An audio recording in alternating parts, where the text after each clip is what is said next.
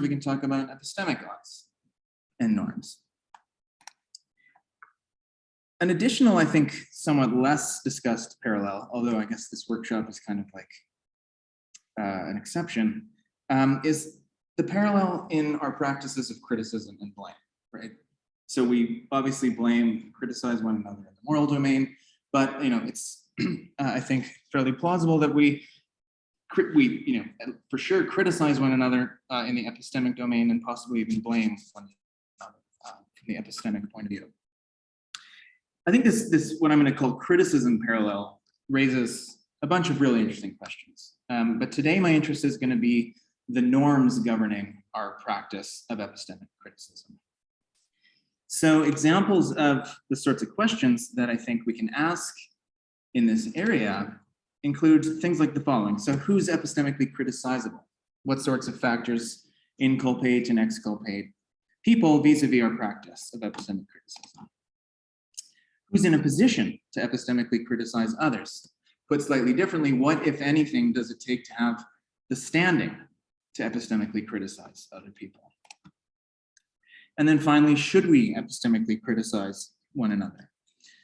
Aside from criticizing people for epistemic failings, maybe there's other more positively valenced or neutrally valenced responses that would somehow be more fitting or more beneficial, or maybe both.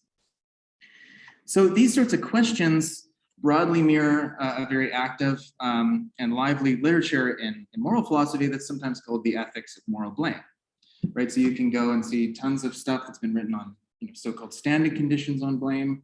Obviously, there's a huge amount that's been written on whether and to what extent people are actually blameworthy. And then there's just questions about whether blame is an attitude or behavior or practice that we would be better off without as moral agents. And so I guess one of the sort of interesting things about the criticism parallel is if we take it seriously, it seems like we've got a host of jobs to do in the epistemic domain that sort of mirror that literature. So obviously I can't talk about all of these questions in this talk. So what my focus is going to be on is just sort of that last question, whether and under what circumstances we ought to epistemically criticize one another for our epistemically culpable conduct and attitudes. Ultimately, what my aim here is to do is to defend our practice of epistemic criticism, or to defend this dimension of our epistemic practices, but not without subjecting it to scrutiny first. Just to say kind of a little bit about how the talk's going to go before I dive in. Basically, it's a fairly simple structure. I'm just going to do some preliminaries and then present this case, a sort of central case that I think is helpful for thinking about kind of what alternatives there might be to epistemic criticism towards someone for a culpable epistemic failing, and then kind of just pick out salient features of the case, look at some salient features of it and try to draw general lessons in kind of with the aim of developing a more general ethics of epistemic criticism. Okay, so the preliminaries here. Firstly, what do I mean when I say epistemic criticism? Well, the way I want to use this term is just, it's a form of criticism directed towards someone for an epistemic failing, but more than that, for an epistemic failing from the epistemic point of view. So it's an important caveat because I think we can obviously direct criticism towards someone for an epistemic failing, but from a different point of view than the epistemic point of view, right? So if I discover that my boss has horribly biased attitudes towards people with mental illness, I might judge that he's epistemically failed, but criticize him from a moral point of view for that failing. So epistemic criticism is done from the epistemic point of view. What are some examples of the sort of thing that I have in mind? Well, I think, I want to be pluralist about this. I think there's just many, many ways that we can epistemically criticize one another.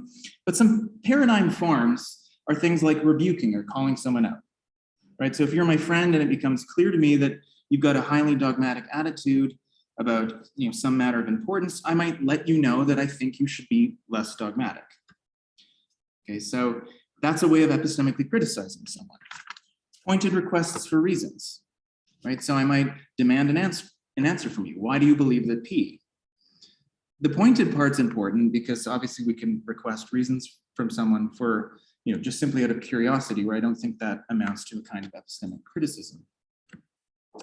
We can also talk about negative emotions.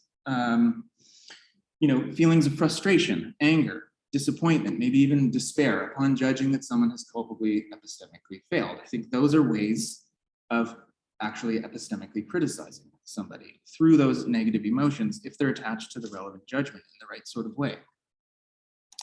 I think all of these examples will typically be accompanied by what we might call a reduction of epistemic trust.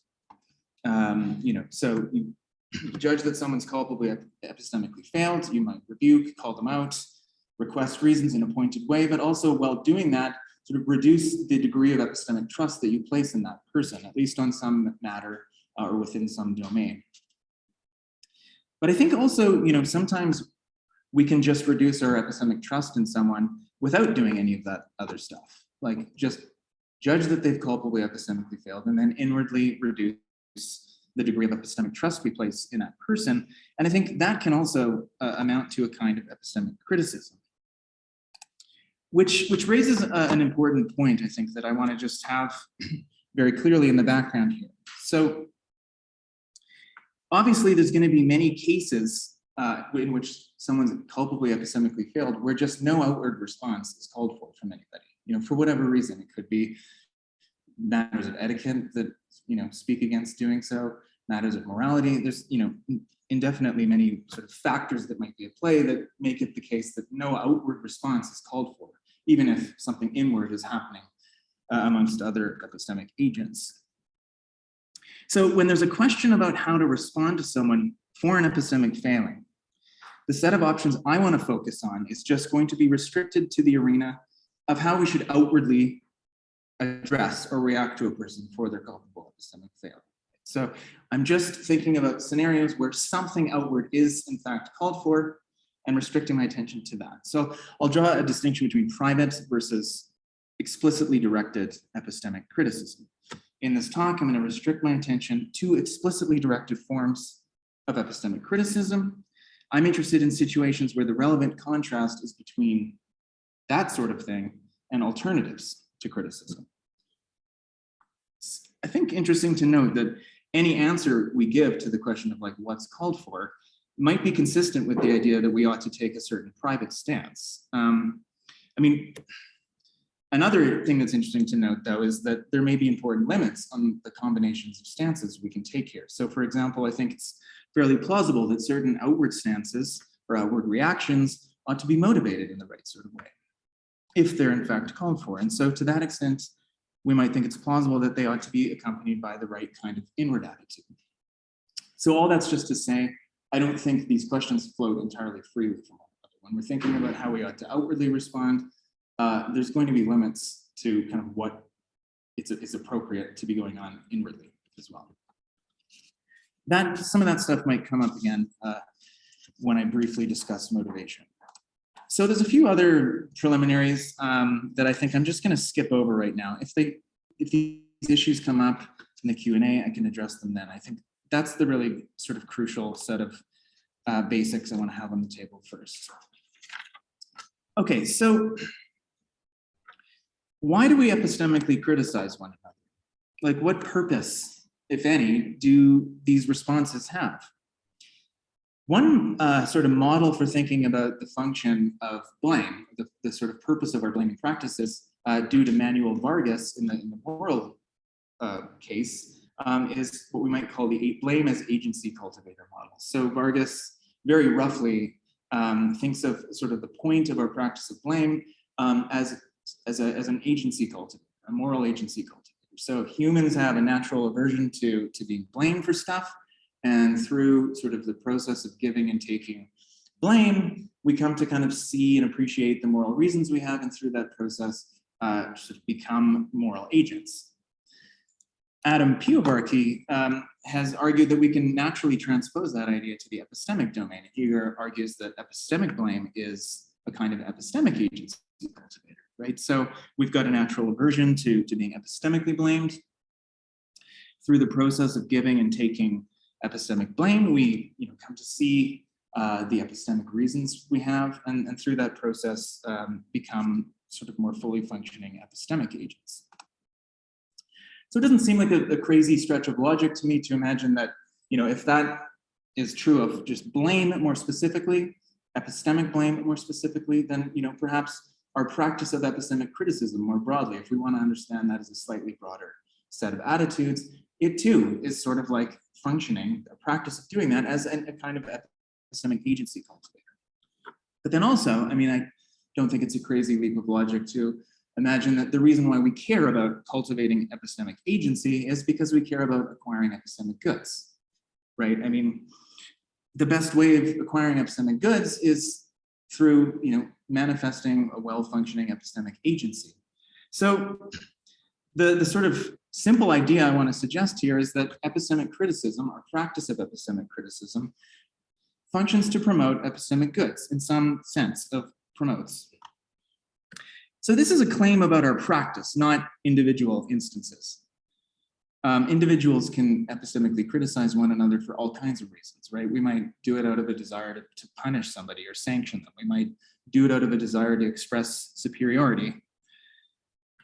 It seems, fairly plausible that a case could be made that those, forms of epistemic criticism, when they're done out of that kind of desire, have, certain kinds of disvalue.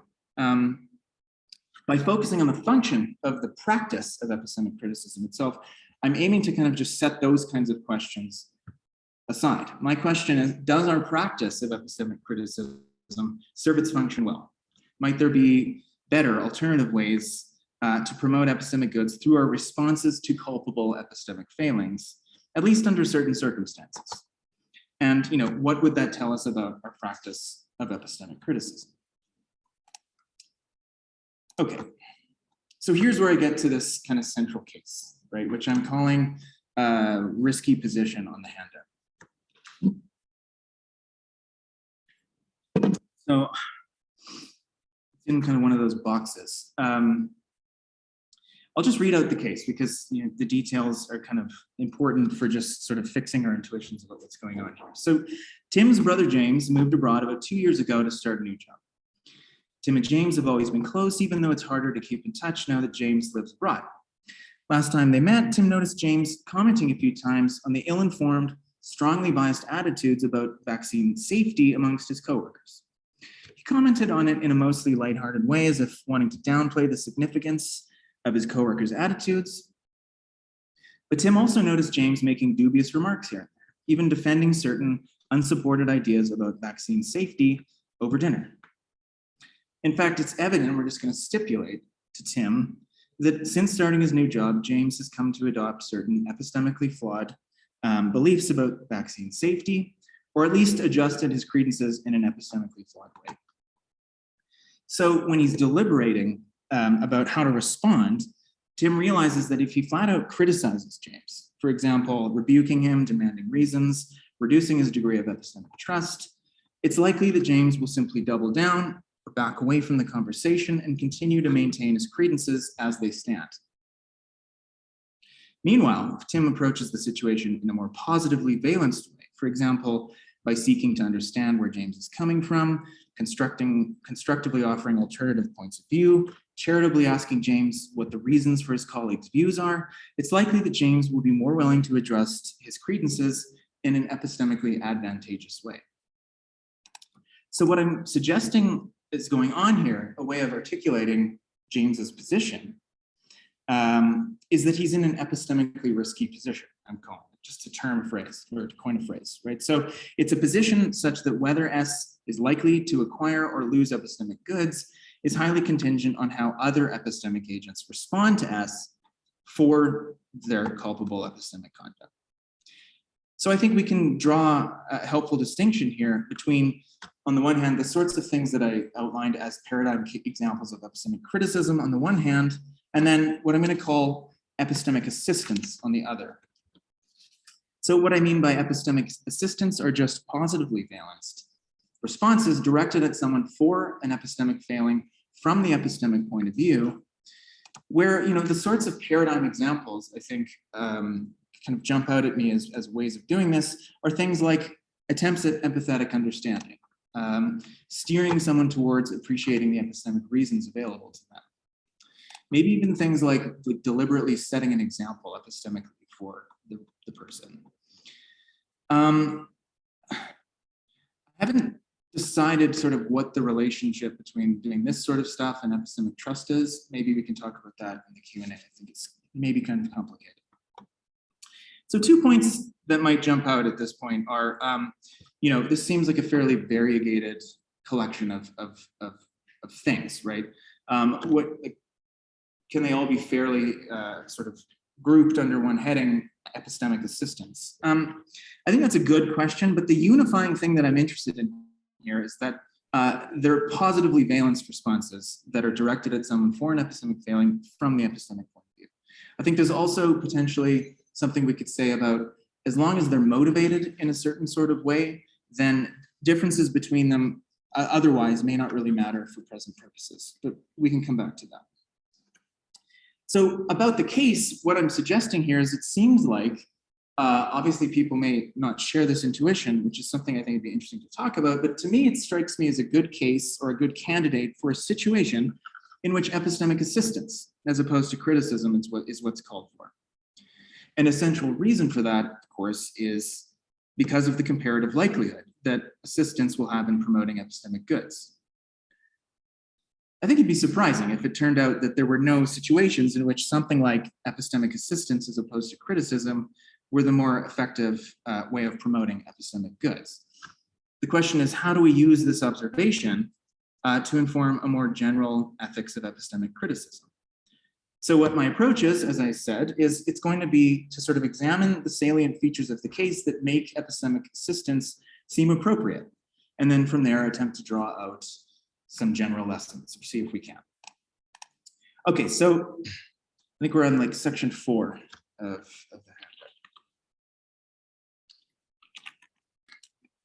So the first observation to make about the case, I think, is that risky position is a case where it's just it's the case that epistemic assistance will be effective.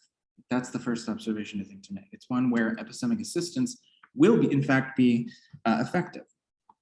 And so we might wonder, how typical is this sort of case? How often are we in a situation like Tim and James? One way to sort of suggest that I think it's not very typical, that we're not often in this kind of situation, is by thinking about resistance to evidence and the epistemology of prejudice, right? So most of the time, people see themselves as rational, even when they're believing in prejudice in otherwise biased ways. Taking into account some plausible ideas about how prejudice works, the way it can function as background beliefs that agents implicitly rely on when updating beliefs in light of new evidence, you can make a case that much belief-forming activity that's informed by prejudice, in fact, actually is rational. So if that's sort of our epistemic self-conception, people most of the time see themselves as rational even when they're not, we might wonder like whether epistemically assisting someone who doesn't see themselves as standing in need of epistemic assistance in the first place, is likely to react in a way that will lead to the acquisition of more rather than fewer epistemic goods. So if that's most people, then this is sort of a reason to doubt that epistemic assistance, that this sort of case, risky position, is typical. Obviously, this raises, a couple of questions. One of them would be, doesn't this observation about our epistemic self-conception equally apply to criticism, right? Given this fact about human psychology, if you will, are we apt to respond productively to epistemic criticism? Good question. I'll make a kind of like comparative point about criticism and assistance in a sec. The second point to make here is isn't this an empirical issue, right? How people are likely to respond to others' sort of attitudes towards them for culpable epistemic failings, obviously is something I can't settle from the armchair. We need to do empirical studies to figure that out. But if I had to place bets, I would feel fairly confident that what I'm suggesting here is on the right track. But a kind of speculative story I have to address both of these points kind of simultaneously is the following. So notice that a nifty thing about epistemic criticism is that it signals to an agent that you judge them epistemically criticizable. It opens the matter for things like rebuke and requests for reasons. It opens the matter for discussion. Meanwhile, epistemic assistance goes straight for a solution. Okay, so it goes straight for a solution, leaving the question of whether a solution is needed off the table. So I think from the point of view of the person being epistemically assisted, this is going to look like you're presupposing certain facts about the conversational common ground, like really important facts, i.e. this supposition that you've done something epistemically criticizable, or that you've culpably epistemically failed. And the thought is just, presupposing things in the conversational common ground is not a very productive, or it's not a productive way of going forward dialectically speaking. Right? So if the kind of conclusion then is epistemic assistance seems like it's even less likely to be epistemically productive than epistemic criticism. Okay. So that observation, it leaves us in a somewhat uncomfortable position of relying on empirical facts about human psychology. It'd be nice if we could say something that isn't hostage to that. So one way to do that would be to think about whether there's like normative considerations about epistemic assistance and about risky position. One thing that jumps out at me here is that by not epistemically criticizing someone for epistemically criticizable conduct, this may amount to a way of actually kind of disrespecting the person qua epistemic agent. It might be a way of manifesting a problematic deficiency of normative expectation. So to put that in a slightly more concrete way, we could suggest that epistemically assisting someone for a culpable epistemic failing runs the risk of undermining or challenging an epistemic agent's autonomy. Maybe it amounts to doing something paternalistic, or is somehow meddling or presumptuous. So just to start with paternalism, to say a few brief things here, what I mean by paternalism is just kind of the way that concept gets characterized, typically in the literature on paternalism. So a good example is from George Sy, who says, loosely characterized, the term paternalism refers to behavior aimed at promoting another person's good that treats her like a child or someone who can't be trusted to look after her own good. Elizabeth Jackson says, paternalism is the practice of limiting the free choices of agents without their consent or for the sake of promoting their best interests. So an interesting question is, can things like getting someone to see the reasons they have, setting an example, trying to better understand someone's perspective, can those sorts of things count as paternalistic?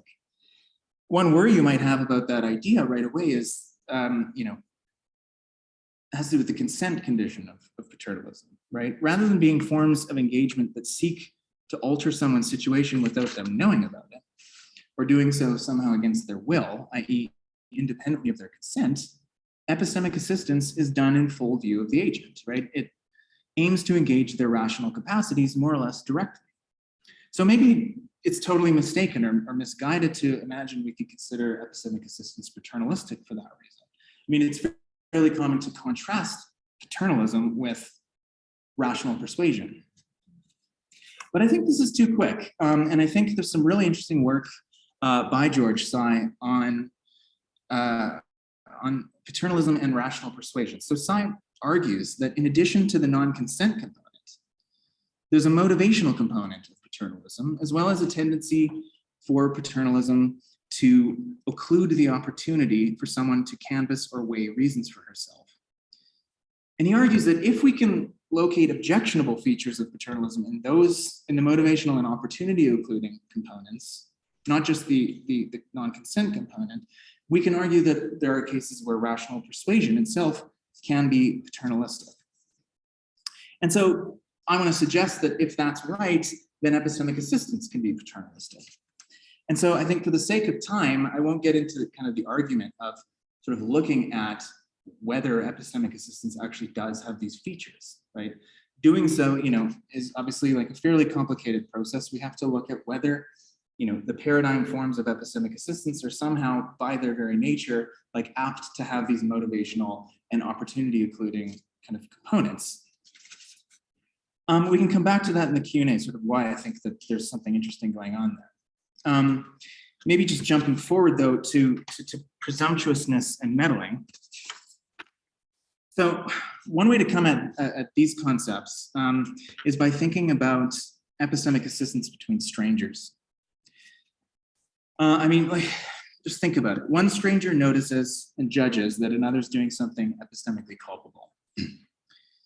Seems to me like there's a really big difference between that person, say, like casting a look of aspersion or somehow expressing anger or frustration towards them, and them doing something like seeing to it that the stranger better appreciates the epistemic reasons available, or providing more information, or like deliberately setting an epistemic example.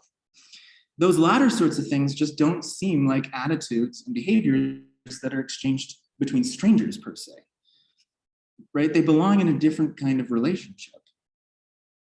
So what I would suggest here is it seems like both parties would have to mutually agree to that sort of escalation in their relations, maybe only tacitly, in order for the initiator to avoid fair accusations of things like presumptuousness and meddling.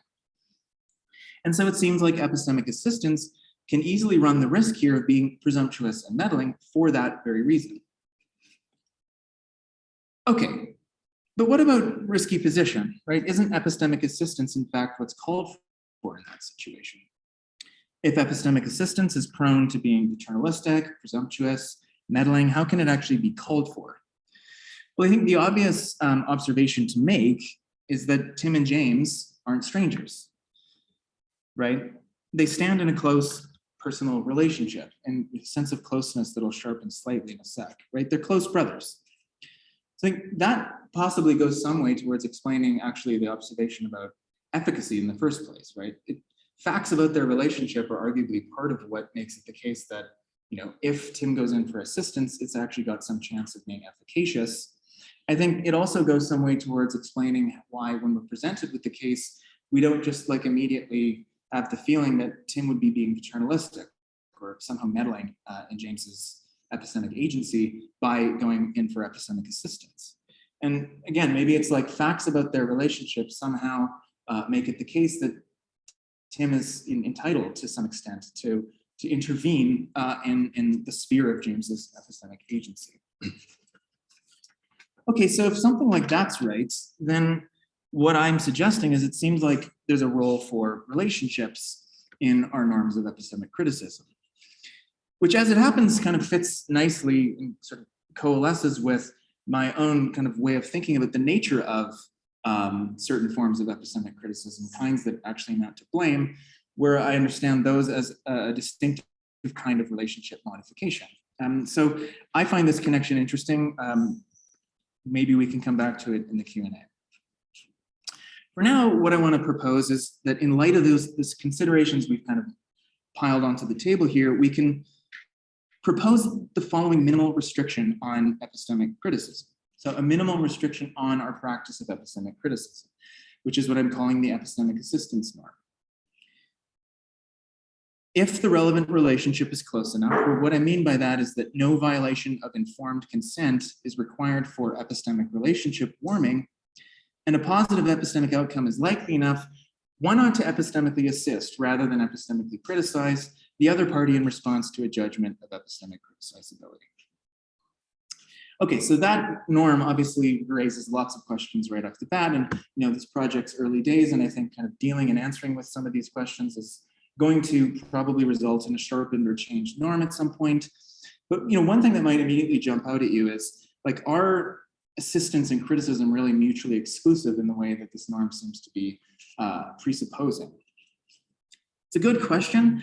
2 points that I want to make in response to that question. First, don't forget that I'm restricting my attention to the realm of where something outward is called for, and therefore to the realm of explicitly directed forms of epistemic criticism, right? And I do think that it is plausible, at least, that explicitly directed epistemic criticism and epistemic assistance, they are kind of exclusive of one another. Although obviously we can probably talk more about that. The second thing is I think we should think about the picture here in diachronic terms, right? So the situations that we are in as epistemic agents, interpersonally speaking, are obviously rapidly unfolding and changing all the time, partly in response, as a function of how we are responding to one another. And so all the norm is saying is that if at time t these conditions obtain, then you ought to epistemically assess. Now, of course, those conditions may all of a sudden not obtain, like very quickly, maybe as a function of the very epistemic assistance you've just offered. And so as soon as the conditions do not obtain, the norm is not enjoining you to epistemically assist anymore. Okay, so I think thinking about it diachronically is important. There's other questions we can ask. I think in the interest of time, I'm almost out of time. I'll just skip to one that I think is especially interesting, which is, should we think of this norm as an obligation or a permission, right? Depending on how we go here, we're going to get very different norms. Understood as an obligation, what the norm is saying is that when these conditions obtain, you are positively required to epistemically assist. If it's understood as a permission, obviously the norm is just saying it's okay for you to epistemically assist. You can also criticize if you want. It's a much weaker norm, obviously. A couple of things to say about this. I mean, one consideration in favor of thinking about this as an obligation just comes from really crude thoughts about epistemic consequentialism, right? So we care about acquiring epistemic goods. This is one way of acquiring more rather than fewer epistemic goods, when these conditions obtain epistemically assisting. So to the extent that we care about acquiring epistemic goods, we really ought to, and in the obligation sense, epistemically assist. Something against thinking of this as an obligation norm comes from just some reflections on matters of social justice, which I'll just close by talking a little bit about. So first, if we understand this norm as an obligation applying to all epistemic agents, we might have worries about what I'm calling epistemic labor, right? So notice that successfully pulling off a bit of epistemic assistance obviously requires, access to all kinds of resources, epistemic and otherwise. And it's a platitude that different members of groups in society have different degrees of access to those resources. And so, if a norm that requires of all epistemic agents that when these conditions obtain, they are obligated to epistemically assist, not all members of groups in society are going to be able to meet their obligations to the same degree. We might think that the norm is therefore going to track social and material inequalities in unjust ways. And we might think that's a reason to think it's a bad norm. Second, and related, but I think kind of just piling on to the first worry, notice that successfully pulling off a bit of epistemic assistance requires that you're seen as credible, that you're taken seriously in whatever assertions you make in the process of epistemically assisting. And, as is well known from the work of Miranda Fricker and so many others, power dynamics in society have conspired to make it that members of marginalized groups just aren't seen as credible as members of privileged groups in the assertions they make. And so if a norm that's positively requiring all epistemic agents to epistemically assist, we might worry that it's going to track social and material inequalities in society that, are part of this phenomenon of people not being seen as credible in the same kind of way. And so we might think it's tracking that in unjust ways. And for that reason, an additional reason, it's a bad norm. Obviously, one question to ask here is whether this argument or these considerations sort of just speak equally against epistemic criticism, right? Obviously, doing epistemic criticism isn't something that just comes for free. It takes resources, time, energy, and so on as well. But I'll just close with kind of like another comparative point in the form of this general argument from social justice, which just says standard varieties of epistemic criticism, things like rebuke, pointed requests for reasons, feelings of frustration, are not as labor intensive and don't place as stringent demands on agent credibility as epistemic assistance. So in ethics of epistemic criticism, and joining us to adopt them in response to epistemic failings is less likely to track social inequalities in unjust ways. And I think that's one source of support for a criticism-centric ethics of epistemic criticism. Okay, so that's quite a bit to kind of throw at you. So I'll just wrap up with kind of what I think I've done here, right? My conclusion is that only under fairly circumscribed circumstances does a person's epistemically culpable conduct call for epistemic assistance as opposed to epistemic criticism. And what I'm suggesting is that assistance risks being paternalistic, presumptuous, and meddling in problematic ways, in addition to being prone to inefficacy. And then these final considerations about social justice are another factor that are relevant to this question about whether to go obligation or permission in understanding the nature of the norm. So these may not be like super surprising conclusions, but I think it's interesting to walk through the reasons behind them and to come up with the beginnings of an ethics of epistemic criticism. Something that, as far as I'm aware, like basically isn't being done. But again, if we take this criticism parallel that I started with, I'm suggesting this is something that we ought to be doing. We have work to do here. So, even if these specific conclusions are off base, I'll be happy if I've kind of made the case that there is a general project here that we should be doing. Okay, so I'll stop there.